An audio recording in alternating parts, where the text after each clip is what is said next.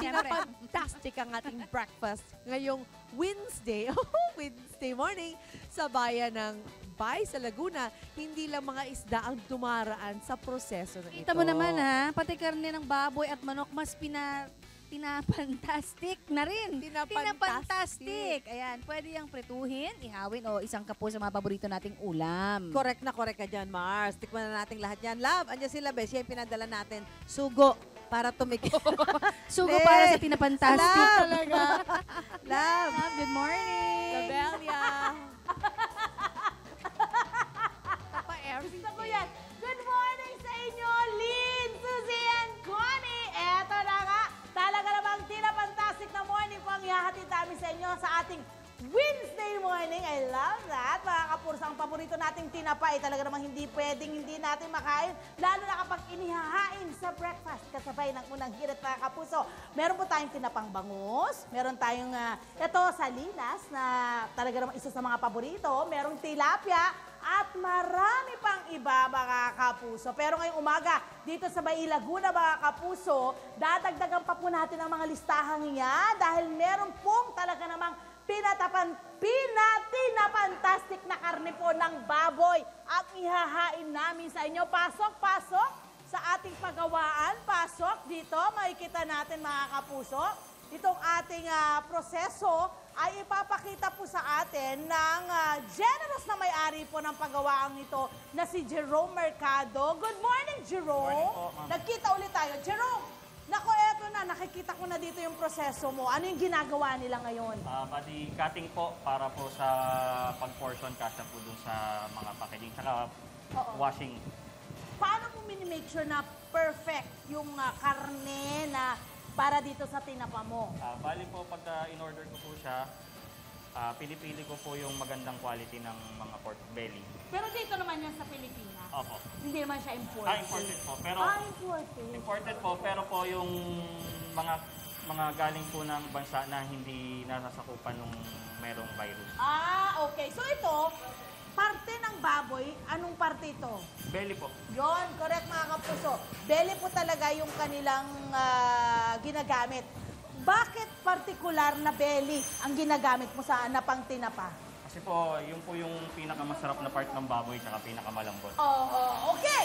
So nakita na ho natin yung pag-slice. So ganyan siya kakapal. Makapal din pala, no? Opo, less than 400 grams Dito po. naman sa kabila ay at anong tawag dito? Dito po namin minamarinate. Bali, nilalagyan po namin ng dry rub namin yung aming premix. Okay, dry rub. Magbigay ka lang ng kahit isang ingredients doon sa pang dry rub mo. Yung basic lang po, meron pong salt, pepper, at saka brown sugar. So sa buong karne to, tuloy-tuloy, or ilang minutes mong nirarub ito sa karne? Basta pag na-rub na po, testing po natin. Dito tayo. So ginaganyan lang yan, Opo. Jerome? Papahid lang po. Sige, side to kami side. na muna, ma'am. Sa dali lang.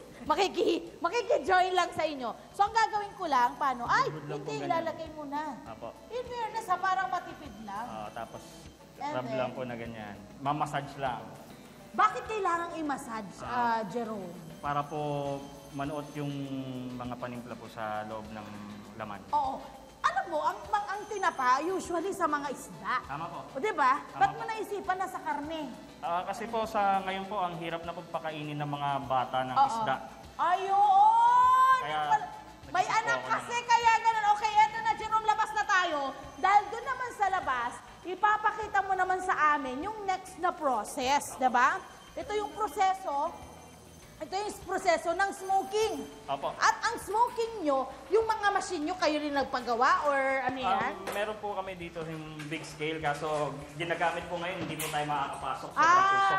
Pero meron kayo yung Dito ito po, dati naglabas nyo. po, nag-ready po ako ng mga small scale ko dati. Ay, ang bago po magtayo ng galing, planta. galing. So makikita natin dito ngayon yung proseso naman ng smoking. Apo. So makikita natin, talaga pinapasmokean, ano? Apo, Anong, smoke po talaga. anong meron?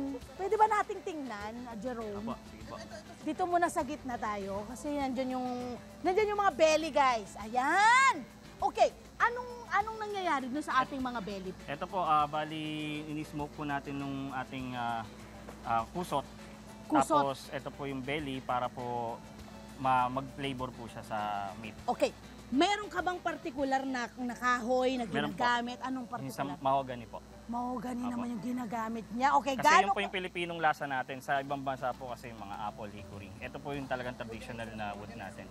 Oh, okay. So makikita natin, gaano katagal itong pagganito mo? 12 to 15 hours po. Ang tagal pala. Opo, matagal Ang po. tagal. Pero, may epekto ba yung ganun katagal sa shelf life niya? Opo, bali pang-preserve na rin po yun eh. Yung pag-smoke at saka po yung ginagamit po natin doon sa may salt na rin po. Gaano pang-preserve. katagal? 1 year po. 1 year ang Opo. shelf life. Okay, mga kapuso, bukod po sa ating pinakita sa inyong belly, meron pa tayo. Surprise namin kayo. Pakita mo naman sa kanila, Jerome. Yay! Pwede rin daw po ang beef at manok. Tama po. So nagtatapa ka rin ng manok. Tinapa po. Ganon din ang proseso niyan. Opo, bali ito po, tinapang baboy, Oo. tiboy, tinapang Anong baka. pangalan? Tiboy po. Tiboy! Tapos, Ito naman, tibak po, tinapang baka. tibak and Tinok. tino. Tinok. Okay, Tinapang I manok. love that. Thank you po. Okay, so dito po mga kapuso, matitikman na po natin itong kanilang, di ba? Ito yung kanilang tinapa, pero frinay naman to. Apo. So, pwede nyo pong i-grill at pwede Pwede po. nyo rin po i-fry. O, Pwede rin tikman pong natin. i-oven. Mm.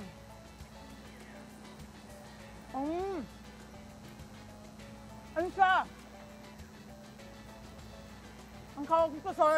Medyo mainit ka. Okay po. Maalat-alat. Opo.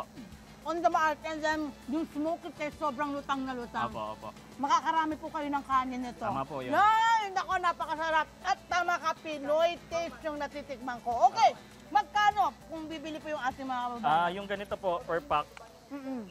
150 pesos po siya. Ilang per piraso pack. yun? 2 piraso po. Ayun. Bali, less than 400 grams na po. Yan.